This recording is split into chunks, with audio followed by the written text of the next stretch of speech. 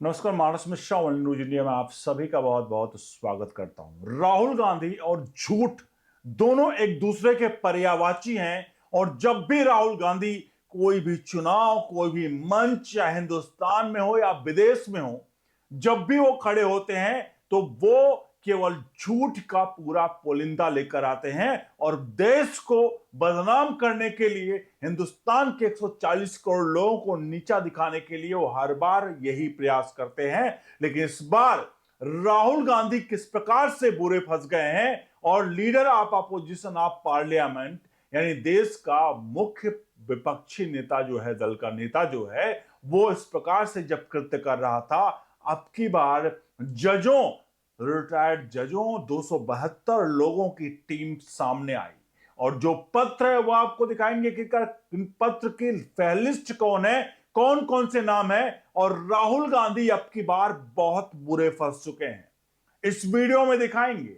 अनुरोध करेंगे आप इस वीडियो के कमेंट बॉक्स में आपकी राय प्रतिक्रिया जरूर आनी चाहिए कि आखिरकार इन लोगों ने सही किया या नहीं किया। क्या जो रिटायर्ड जज हैं, जो सेना के लोग हैं, वो आज राहुल गांधी के खिलाफ ये मोर्चा क्यों खोलना पड़ा और आखिरकार देश का सुप्रीम कोर्ट भी क्यों चुप बैठता है जब राहुल गांधी झूठ पर झूठ और झूठ पर झूठ बोलते हैं, बढ़ते हैं पूरे के पूरे घटनाक्रम की तरफ। एक ट्वीट में आपको दिखाऊंगा, वो ट्वीट, उसके बाद वो लेटर और बहुत सारी चीजें जो आपके सामने आएंगी। पहले हम आपके बात कर लेते हैं आखिरकार पूरा मामला क्या था। आपको पता है राहुल गांधी बिहार चुनाव में हर एक मंच से उन्होंने सिर्फ एक ही बात कही, वोट चोरी, वोट चोरी, वोट चोरी। और इस सीधे तौर पर चुनाव आयोग के जरिए प्रधानमंत्री नरेंद्र मोदी को चोर कहने का एक तरह से फिर से राहुल गांधी ने हर मंच पर कहा। अगर इसी राहुल गांधी को या इनके माताश्री को सच्चाई बात कोई बोल दे कि श्रीमती सोनिया गांधी शादी से पहले क्या कर रही थी, सोशल मीडिया पर तरह तरह के वाक्य लोगों के द्वारा बताए जाते हैं और सच्चाई भी उसमें बहुत सारी है। अगर वो बात कोई सामने रख दे और वही सच्चाई अगर बोलने लगे तो राहुल गांधी और कांग्रेस को मिर्च लग जाती है। कांग्रेस के प्रवक्ता उनको लिए कई बात का अभद्र टिप्पणियां करने लगते हैं और पूरी तरह से कांग्रेस बौखला जाती है।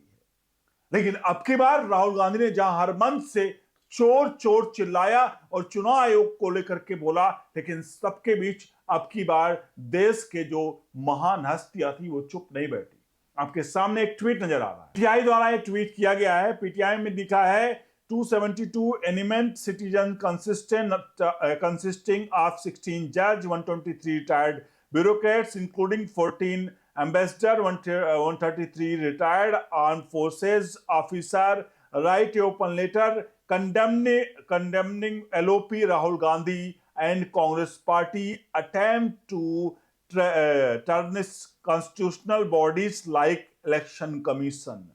प्रेस्टिज ऑफ इंडिया ने जो लिखा है, इसमें लिखा है कि 272 देश की प्रसिद्ध पर्सनालिटी जो हैं, वो उन लोगों ने पत्र लिखा है जिनमें 16 जज हैं, 123 रिटायर्ड ब्यूरोक्रेट्स हैं, 14 एम्बेसडर्स हैं, 133 भारतीय सेना के रिटायर्ड लोग हैं, आर्मी फोर्सेस के लोग हैं, जिन्होंने पत्र लिखा है और Rahul Gandhi leader of opposition को लेकर के, साफ तौर पर कांग्रेस पार्टी को लेकर के, जो भारत के संवैधानिक संस्थाओं पर चोट पहुंचा रही है, उनको लेकर के ये बड़ी बात लिखी है। और उन लोगों के जो पत्र हैं, जिन लोगों के नाम है पत्र लिखे गए, वो एक एक करके पत्र, मतलब चीजें अब आपके सामने आ रही हैं। जो नाम है वो आपके सामने मेरे बगल में स्क्रीन पर अब आपको चलता हुआ नजर आएगा। ये वो नाम है जिन हस्तियों ने ये पूरा का पूरा पत्र लिखा और राहुल गांधी के झूठ के प्रोपेगेंडा का पर्दाफाश किया। आपको बता दें, अब आपके मन में एक ही चीज आ रही होगी कि आखिरकार राहुल गांधी ये झूठ बोलते कौन है। राहुल गांधी को लगता है कि झूठ बोलकर वो चुनाव जीत जाएंगे, क्योंकि मेन उसका मकसद है एन केन प्रकरण, मतलब किसी भी प्रकार से वो एक चुनाव को जीतने का प्रयास करते हैं। जो चुनाव दर चुनाव 95 चुनाव राहुल गांधी या कांग्रेस पार्टी को अपने नेतृत्व में हरवा चुके हैं और बीजेपी इस पर तंज कस रही है, कह रही है सेंचुरी राहुल गांधी की से 5 दूर है राहुल गांधी और जल्द वो सेंचुरी भी लग जाएगी। तो राहुल गांधी हर चुनाव में झूठ क्यों बोलते हैं, आखिर उसका क्या राज है, वो हम आपको बता दें। एक्चुअल में राहुल गांधी को लगता है कि देश के 140 करोड़ जनता नेहरू, गांधी और इंदिरा, राजीव के समय वाली है, जब वो लोग कुछ भी झूठ बोल देते थे, गरीबी हटाओ करके इन लोगों ने गरीबों को हटा दिया, देश में इमरजेंसी लगा करके लोगों की नसबंदियां करवा दी, आजादी के नाम पर देश का बंटवारा कर डाला, हिंदू मुसलमान करके, और उसके बावजूद भी देश को हिंदू मुसलमान के पर बांटा गया। लेकिन हिंदुस्तान में उसके बाद वक्फ बोर्ड, मुस्लिम पर्सनल लॉ बोर्ड का गठन कर दिया गया। इससे बड़ा दोहरा सब जो चरित्र किसी पार्टी का है वो क्या हो सकता है। जो लोग ये कहते हैं कि भैया क्यों आप कांग्रेस को बोलते हो, क्यों कांग्रेस के खिलाफ बोलते हो, तो सच्चाई यह है, अगर देश के खिलाफ कोई भी चीज है तो मीडिया का भी काम है उसे एक्सपोज करना, जो काम हम बखूबी कर रहे हैं। ऐसे में अगर कोई ये कहता है कि आप किसी पक्ष, किसी नेता के पक्ष में, किसी पार्टी के पक्ष में बोल रहे हैं, तो उसकी डिक्शनरी का पार्ट है, हम सिर्फ सच बोल रहे हैं, और वही सच्चाई अब देश की जनता के एक एक लोगों के फोन तक पहुंच रहा है। तो साहब आपसे अनुरोध है, इस वीडियो के कमेंट बॉक्स पर प्रतिक्रिया देते रहेगा। अब आपको बताते हैं पूरा का पूरा प्रकरण, राहुल गांधी झूठ क्यों बोलते हैं। जैसा कि मैंने इतिहास बता दिया, तो राहुल गांधी को लगता है कि जैसे इतिहास रहा है, हमारे बाप दादाओं की स्ट्रेटजी रही है कि उन लोगों ने लूटो खाओ और देश की जनता को गरीब बनाओ, वही स्ट्रेटजी फिर चलेगी। तो राहुल गांधी जब हर किसी मंच पे होते हैं तो उन्हें लगता है कि जनता के लोगों को बेवकूफ बनाया जाए, क्योंकि सोशल मीडिया का दौर है। तो राहुल गांधी किसी मंच पर खड़े होकर कुछ बोलते हैं, जैसे राहुल गांधी मंच पर खड़े होकर कहें चुनाव आयोग चोर है, चुनाव आयोग चोर है। चुनाव आयोग, हर मंच पर राहुल गांधी चुनाव आयोग को चैलेंज कर रहे हैं। कांग्रेस पार्टी ये कहती है कि आखिरकार चुनाव आयोग को चैलेंज कर रहे हैं तो चुनाव आयोग उस पर कार्रवाई क्यों करती है। सौ की सीधी एक कहावत है कि भैया देश भर में हाथी चले बाजार और कुत्ते भौंके हजार, एक कहावत है ना, हाथी चले बाजार और कुत्ते भौंके हजार। इसमें अगर हाथी हर एक कुत्ते का जवाब दिया करे तो साहब क्या होगा। क्षमा कीजिएगा, राहुल गांधी और इनके परिप्रेक्ष्य में नहीं कह रहा था मैं कि ये कुत्ते का शब्द का इस्तेमाल किया है, सिर्फ मैंने एक कहावत कही है जिसको लोग समझने के, समझाने के लिए। तो इसलिए हमने यहां पर कभी भी साफ क्लियर कर रहा हूं, राहुल गांधी या कुत्ते का कंपेरिजन हमने नहीं किया है। तो साहब आखिरकार राहुल गांधी जब वो चिल्ला रहे हैं इलेक्शन कमीशन के ऊपर, चुनाव आयोग के ऊपर, और चुनाव आयोग बार बार कह रहा है कि राहुल गांधी आप आइए, हमें सबूत दीजिए, आप आइए, हमें साक्ष्य प्रस्तुत कीजिए। चुनाव आयोग की तरफ से यहां तक कहा गया कि भाई साक्ष्य प्रस्तुत कर दीजिए आप, क्योंकि आपके अनुसार हमें 1 से 1.5 लाख लोगों की स्क्रूटनी करनी पड़ेगी। जहां आप कह रहे हैं कि 1 से 1.5 लाख लोग, 2 लाख लोग, बहुत बड़ी संख्या में आप कहते हो कि उनके साथ फ्रॉड हुआ है, फर्जी हुआ, उनके नाम काटे गए हैं या ये नाम फर्जी हैं। ऐसे में चुनाव आयोग ने कहा कि हमें उसके पीछे अगर किसी की जांच के लिए बुलाएंगे तो कम से कम उसके पीछे कोई साक्ष्य तो हो, कोई मुद्दा तो हो, कोई चीज तो हो जिसके बिहाफ पर हम बुलाएं। ऐसे हम कैसे किसी की स्क्रूटनी कर लेंगे और उसको बुला करके हम कुछ पूछताछ करेंगे या किसी प्रकार की कागजी कार्रवाई करेंगे, जबकि वो हमारे चुनाव आयोग का हिस्सा ही नहीं है।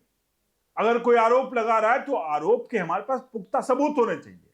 राहुल गांधी हर मंच पर ये कहते थे कि हाँ भाई हमारे पास सबूत है, साक्ष्य देखिए, वो देखिए। और आखिरी में जब निकलता हाइड्रोजन बम के नाम पर ब्राजीलियन या कौन सी मॉडल निकलती है, जो वो भी मॉडल जो है वो इस वक्त रिटायर्ड होकर के अपने बच्चों के साथ उसके अपना जीवन यापन कर रही है, वो भी एक्स मॉडल की तस्वीर, उसमें ब्राजीलियन मॉडल की वो तस्वीर छाप देती है।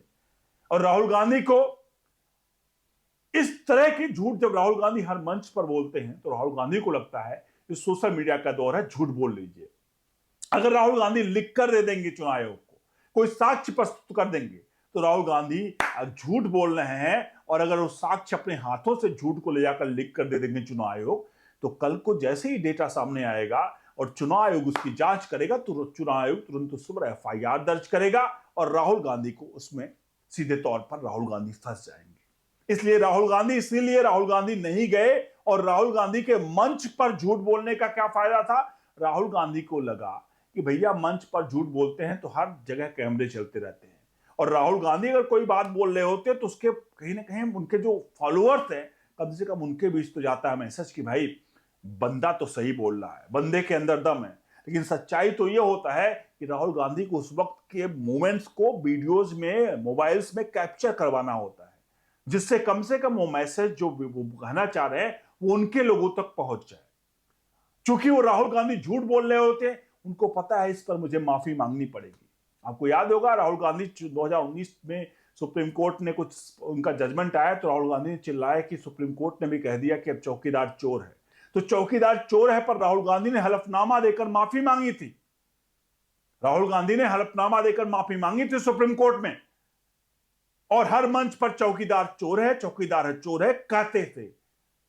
और उसी को लेकर के बाद में किसे कहते हैं थूक कर चाटना, कुछ प्रकार की चीजें करी गई।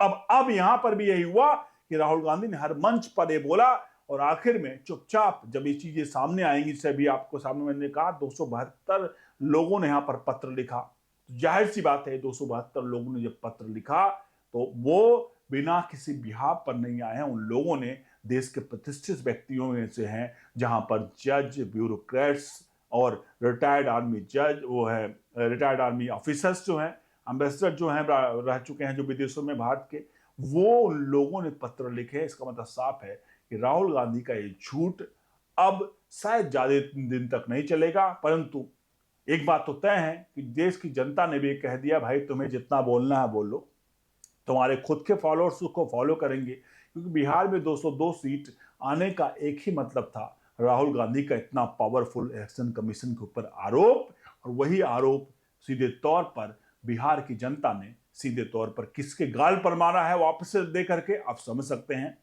अनुरोध है वीडियो के कमेंट बॉक्स में अपनी राय प्रतिक्रिया जरूर दीजिए। बने रहिए न्यूज इंडिया के साथ। बहुत बहुत